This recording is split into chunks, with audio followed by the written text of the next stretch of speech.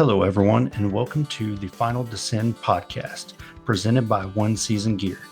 Logan Sampson, the founder of One Season, has created a versatile, one-of-a-kind call in the Playmate. The Playmate is a single reed call that will let you get loud on those windy days or let you finesse when those birds are making their final descend. Check out One Season Gear on Facebook, Instagram, and TikTok.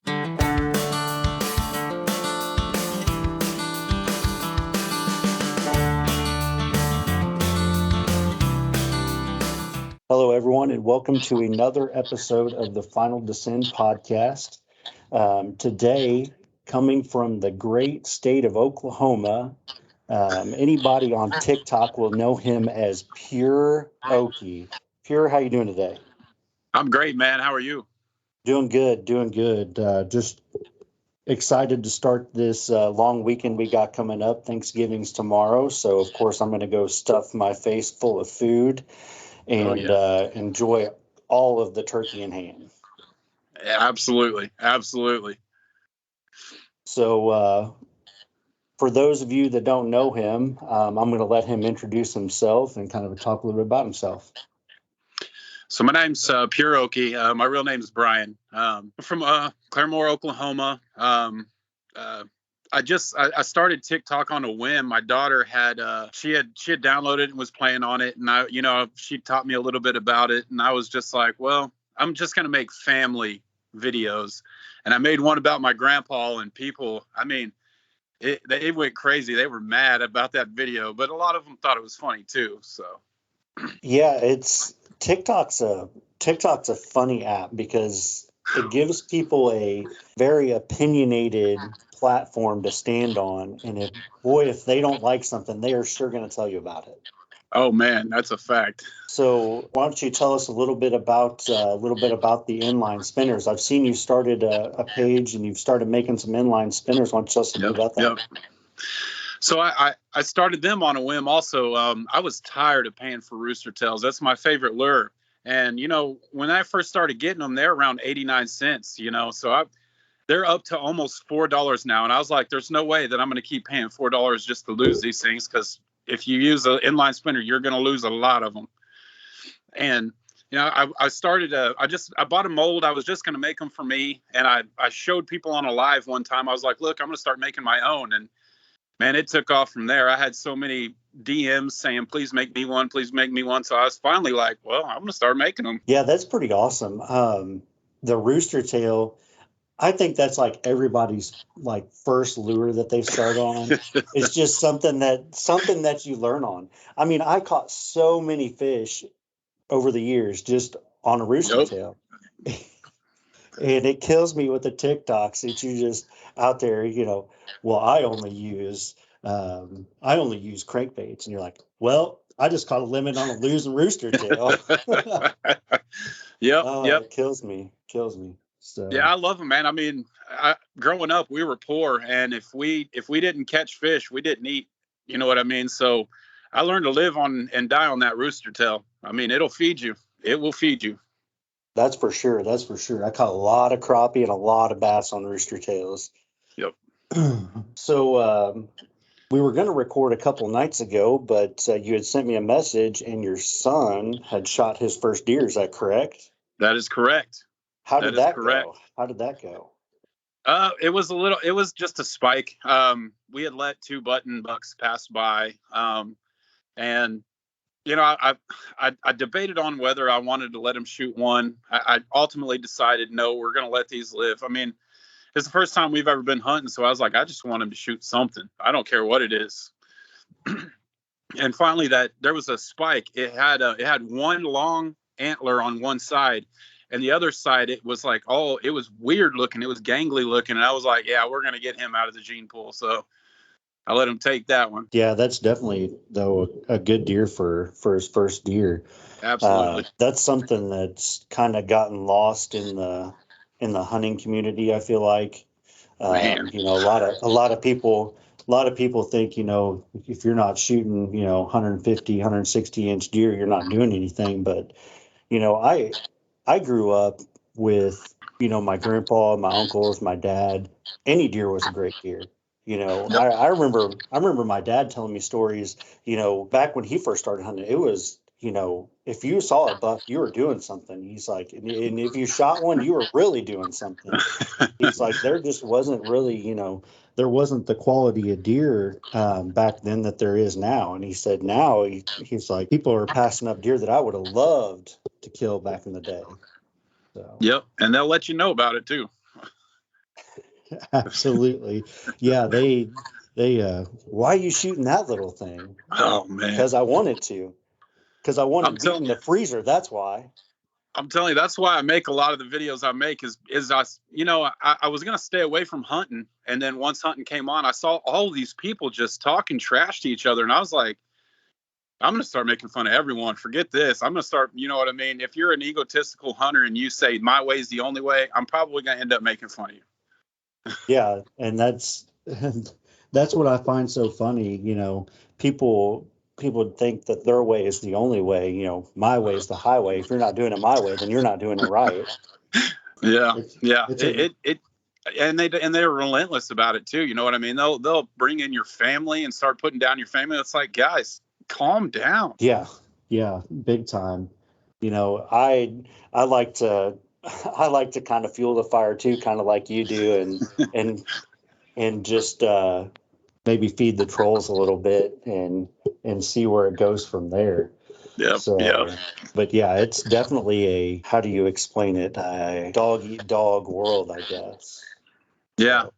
Yeah, and if you don't use what they use, they're on you. We live in I was talking with a friend, and people are very, very brand loyal these days. It seems like they live and die by their brands, and I would say I'm probably guilty of that too. I have certain types of clothing I like to wear. I have certain type of decoys that I like to use. Type of ammo that I like to use. But I guess that must just be the time that we're living in these days. Yeah, and everyone has a platform to share their opinions. So it's in your face constantly. So why don't we talk a little bit about snagging? Because I see a lot of your videos. You talk about snagging. You enjoy snagging.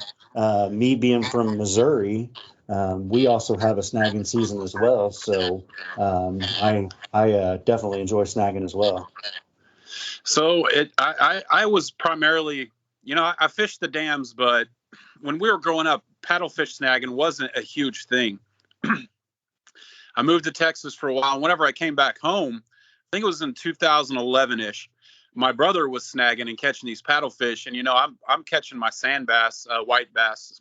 We call them sand bass here. But, he was snagging these big old paddlefish. And I'm like, man, I don't know, man. It doesn't seem like it would just be fun. It's not as fun as catching these sand bass. And he was like, I'm going to get you to go. I'm going to get you to go. Finally took me one time, and I hooked into a 60-pound, and man, I had no idea what I was in for. So it took me about 30 minutes just to get this one fish in, and I was pretty much hooked after that. I mean, I didn't want to snag anymore that day. I was like, I'm hurting. I was not expecting this. I was like, yes, but I definitely, that's when I started snagging. Yeah, it's snagging is a very unique experience. I know up here in Missouri, so we snag out of a boat on the Lake of the Ozarks. Yep. And they've come out with it's called a dipsy diver. And it's just a little disc that basically acts as a weight, and it pulls your hooks to the bottom of the lake, and you troll back and forth through the channels on your boat. And we picked up on those it's been about 3 years ago. The amount of fish that we've caught on those things is just absolutely crazy. I mean, let's check into that. We enjoy using those. It's not as back-breaking as yanking on the rod. When you're all day just pulling, it wears you out. It definitely wears you out. So whenever we have a rod holder on our boat, you just stick the pole in the rod holder, and those dipsy divers, we go about 5 miles an hour, and it holds those hooks on the bottom. And then basically you just listen for the drag of the reel whenever it hits the fish. and it's a lot of fun. A lot of fun. Yes, sir. Snagging will definitely wear you out.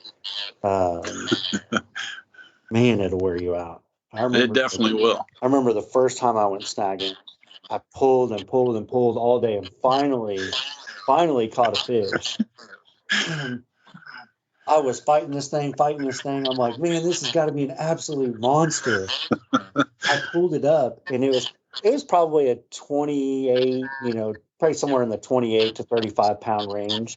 And here in Missouri, they've got to be at least 34 inches to be able to keep them. Yep. So as long as they're 34 inches or longer, you can keep them. It was 32 inches long. Dang, man. Talk about bummed out, man. I was bummed out. But yeah, definitely. We ended up catching several fish that day, but nothing keepers. But whenever you finally do catch a keeper, you're like, man, this was definitely worth it. Absolutely. So I always ask this question to everyone too.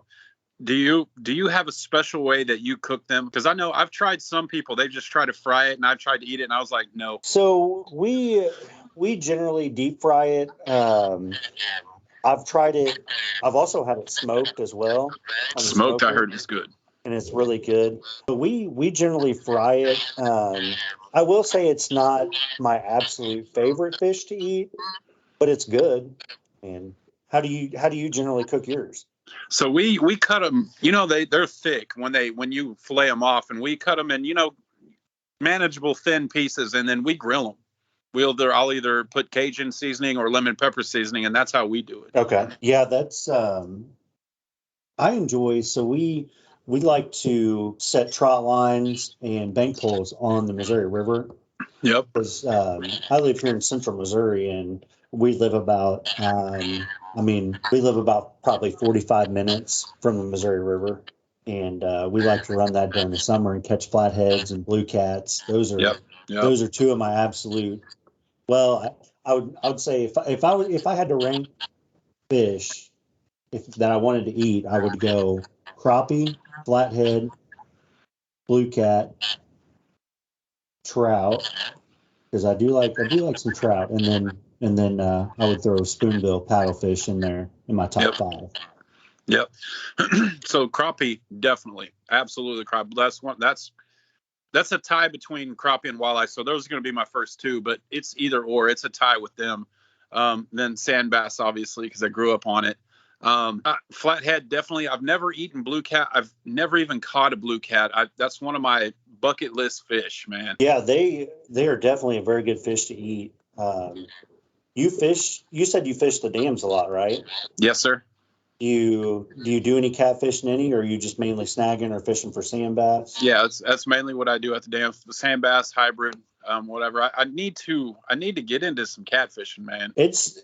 I tell you what, if you just get you a treble hook and some chicken livers and fish on the bottom, I tell you what, I've caught more fish off of chicken livers, more catfish off of chicken livers than I have anything.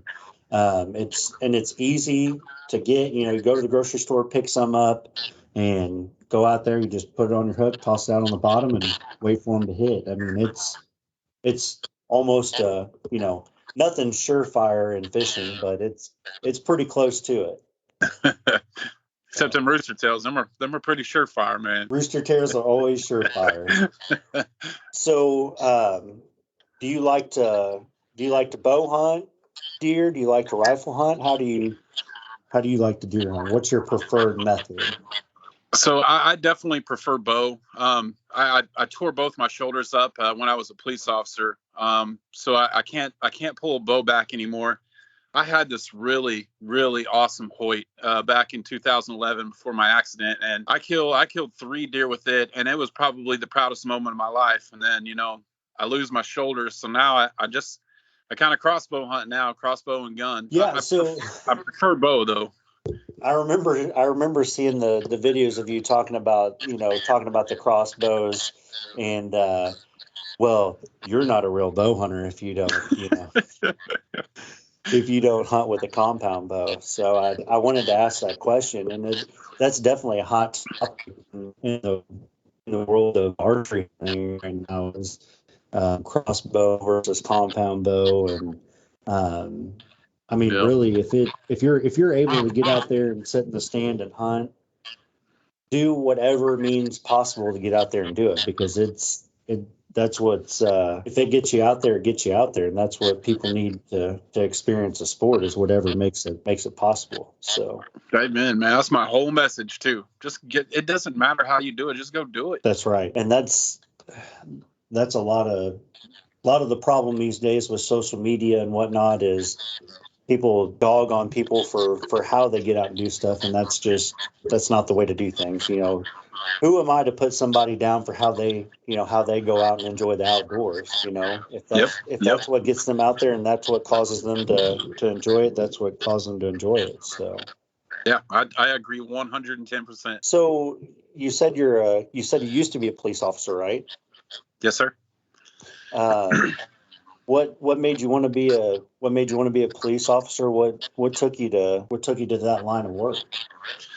So I had she's my cousin's daughter, but we raised her as a niece. You know what I mean? So I consider her my niece. And her dad and her mom they were having some rough patches, and when she was born, the dad he abused her pretty bad. He abused her so bad that her retina's detached and she's blind now. We almost lost her. And my whole thinking when I first started getting into law enforcement was, dude, if I can just stop this from happening to one baby, it will be completely my career would be completely worth it. So I mean, yeah, it was just to stop that child abuse, man. It just drove me to it. Yeah, I can definitely see that. That's one thing that's tough now, is I'm sure with the political climate that we're in, and all the stuff that's going on in the world, I'm sure that's a tough field to tackle right now with everything that's going on.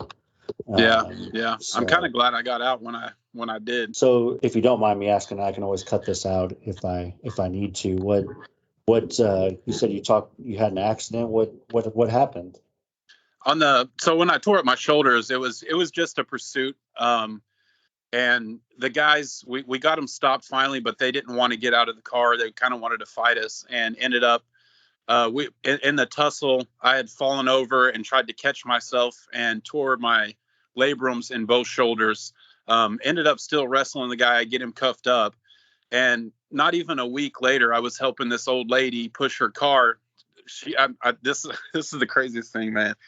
I was helping an old lady push a car out of the road into a driveway and slipped on some ice and caught myself in the same position. And I tore my rotator cuff. And after I tore the rotator cuff, I was like, well, I can't use my shoulders. I can't use them. Yeah, that ice will definitely get you. Yeah. Yeah, that's no good. No good at all. So why don't we talk a little bit more about TikTok? What inspires your videos, or what inspires the different ideas that you come up with? It's usually comments from one of my previous video. The very first one I ever made was about a guy named Earl, and Earl is really my grandpa. Some of the stuff he said I used in those first videos, like the cane pole and a minnow. Man, I have heard him say that probably a good 75 to 100 times in my life. When, he's like, you don't need to use the rooster tail. Just use this cane pole and a minnow. We're going to catch some crappie. It's like, Grandpa, we don't do it like that anymore. I'm sorry. And then people really responded. There was a bunch of negative comments, and I just took the negative comments and was like, well, I mean, this is something my grandpa would say. So I would just put it in the next video, and somehow it just kept on rolling and rolling, still rolling. I can still make Earl videos and people love them. Yeah, I definitely get a kick out of them. They're fun to watch. Oh man, I tell you what, I get to rolling at them. So. And if he was alive today, he would be saying the same stuff. I mean, he would be in these videos telling you, yeah, I did say that, and I do believe that way. Well, and I think everybody can, that can appeal to everybody, because everybody, has had a grandpa that's got those. Well, that's not how we did it back in my day. Well, Grandpa, it's not your day anymore. Absolutely. So it's definitely Definitely fun to see. You want to talk a little bit more about your inline spinners and what you got coming down the pipe with those? What do you got going on with those? So I'm filling up the last orders. I'm shipping out orders. Actually, we shipped some today. And what I have come through, I'm starting to make some different variations, like fire tiger colors, mainly different colors right now is kind of where I'm at in the thinking. There's a couple of design changes that I want to make to not just, just all inline spinners, to like make them where I can't really talk about it right now because we're trying to figure out a little process to make them more durable, I guess you could say. Okay. Yeah, I see what you're saying. I'm testing different feathers right now. I've tested hackle feathers from an actual rooster. I've tested rooster tails and deer hair, and I kind of stuck on marabou feather. I really like the way it looks in the water. It fluffs right back up when it dries. So I'm really excited about the marabou. Marabous are actually pretty cool because we actually use a lure when we go trout fishing around here and that's what it's called. It's called the marabou, and it's because it's got the marabou feathers, but it's usually a very, very small weight on the head, and just the marabou feather there at the end. It's basically acts like a jig, and caught several trout off of those, and they're those are awesome lures. Yep. Yeah, I like the marabou. So do you test different what all different type of feathers do you try to use, or how does the deer hair how does that work? Is it so the deer hair, whenever the deer hair hits the water, it kind of just stays. It doesn't float like the feathers do. It's very kind of stationary. If it does move, it just barely moves. And when I had the marabou feathers in there, I would stop reeling for a little bit and they would just puff out. And I was like, yeah, that little poop, that will attract a fish. I know it will attract a fish. And that's kind of how we settled on the feathers versus the deer hair. I haven't used squirrel tail yet, but I've used the MEPS, so I know the squirrel tail, it looks good in the water. Yeah, those and MEPS are just they're right there with the rooster tails. Those are two lures that you say in the fishing world, and people are like, oh yeah, I know exactly what you're talking about. So, yeah, and people always, they're like, why don't you use MEPS? Well, I do. I call them all rooster tails. I call all. That's the weird thing about me is I call every inline spinner a rooster tail. Well, people get up and get offended. We're like, well, you're not talking about MEPS. Well, I use them. It's the same thing to me. Yeah. All those all crankbaits are crankbaits, whether it's a square bill, whether it's a deep diving crankbait, it's all a crankbait. So, the same with rooster tails. Every inline spinner is a rooster tail. Yep. It's just easier to say for my dad, for my brother and everything. They don't get into the names, you know what I mean? They're just, so it's just like, hand me one of the rooster tails and they'll just toss you one. It could be a MEPS, could be a Panther Martin, who knows? Yeah. So the sand bass, why don't you talk a little bit about those and what you enjoy about catching those? So we found out how to catch sand bass. We were down below the dams, and my dad had just bought some little yellow. They were called vibric rooster tails. And man, we got into a mess of them. I'm talking, we took home 2 baskets full, probably about 200 fish. And there's no limit here in Oklahoma, so it's okay. But we ate on those fish for pretty much that entire summer, and we were hooked on sand bass after that. We know, like right when it's spawning, just head to the river, catch your limit. We don't really have to spend the whole summer out in the heat. You know what I mean? That's why I never really catfished. We had enough fish. We didn't need to go catch more. Yeah. That's I got into a good mess of sand bass one time. So we've got a local lake up here in Missouri. It's called Mark Twain Lake. And it was me and 3 of my buddies. We had went up for the weekend and we were going to camp and fish all weekend. And we weren't really having much luck. And we went up to the local bait shop and we were talking to a couple of the guys in there. And he's like, this guy in there, he's like, I'm gonna give you a secret. He said, go over there on that wall and pick you out about 3 different square bill crankbaits. And he said, you're going to want to go down there underneath the bridge and cast out by the pillars and reel it back to you. He said, you'll catch fish, no problem. Okay. So we go and buy our square bill crankbaits, and we're out there and we're just, I mean, reeling them in one right after another. We start catching them, and I mean, I think we started in the morning, and we all caught our limit, because we've got a limit here of 15, so we're allowed 15 a person here in Yep. Missouri, and we caught our 15 a person, and man, you talk about happy. We really weren't catching much all weekend, and that just saved the weekend because we were catching all sorts of fish.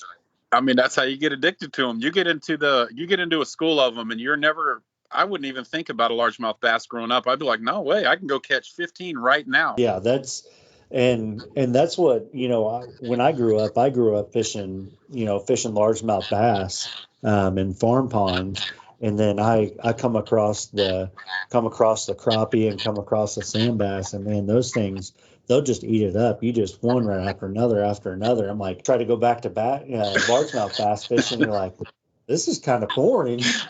Yes, absolutely, absolutely. The same way if you get into a good mess of crappie too, though, you can just jig them up all day, just all day.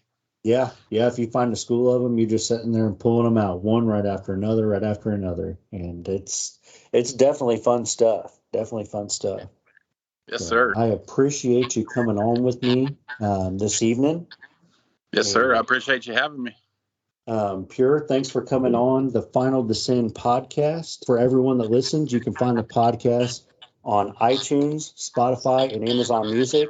Shortly, we will be on Google Podcasts, so find it wherever you listen to your podcasts. And as always, check out One Season Gear. The Playmate is your go-to call in the marsh. Logan Sampson's created a great call over there. Check them out on Facebook, Instagram, and TikTok as well. And as always, Pure, thanks for joining me. And everyone, have a great day.